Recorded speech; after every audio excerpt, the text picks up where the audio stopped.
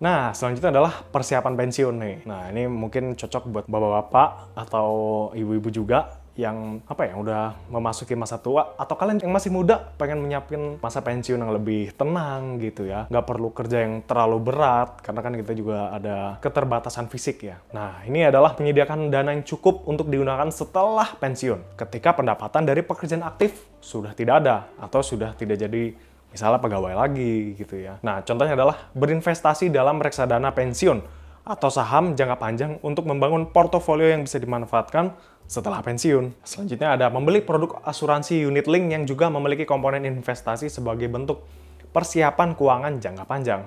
Nah, yang kelima ada dana pendidikan nih ya, bagi mungkin kita yang pengen memiliki anak atau kita sendiri misalnya kalian masih SMA atau baru lulus SMA gitu ya. Saya pengen ini nih investasi buat pendidikan. Nggak apa-apa.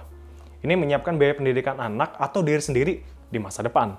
Misalnya, saya kayaknya 2 tahun lagi mau S2 nih di Harvard gitu. Ya nggak apa-apa. Mungkin kita bisa investasi dari sekarang gitu. Jadi investasi dalam reksadana pendidikan yang difokuskan untuk tujuan jangka menengah atau panjang. Ya, yang kedua adalah menyimpan dana di produk seperti obligasi atau deposito yang memiliki imbal hasil stabil dan aman.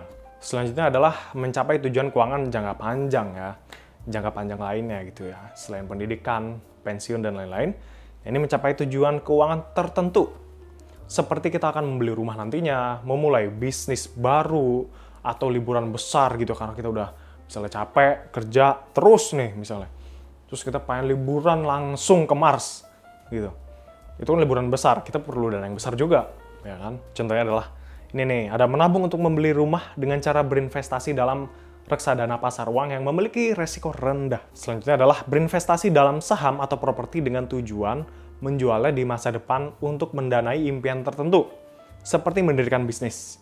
Nah, sebenarnya ini adalah contoh yang bagus nih, ya kan? Jadi dia berinvestasi dalam saham atau properti dengan tujuan menjualnya di masa depan untuk mendanai impian tertentu, seperti mendirikan bisnis. Jadi uang yang sudah didapatkan dengan keringat sendiri gitu ya. Nah, itu tidak sia-sia menjadi misalnya benda mati, tapi dia mendirikan bisnis, uangnya muter lagi. Selanjutnya adalah diversifikasi resiko.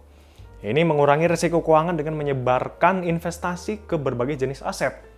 Ya, seseorang mengalokasikan investasinya ke berbagai instrumen seperti saham, obligasi, emas, dan reksadana untuk menjaga keseimbangan portofolio dan meminimalkan resiko. Ini disikat semua nih, saham, obligasi, emas, reksadana. Oh, belum tanah sama rumah ya. Selanjutnya adalah investasi dalam saham perusahaan di berbagai sektor industri agar risiko penurunan satu sektor tidak terlalu berdampak pada keseluruhan portofolio.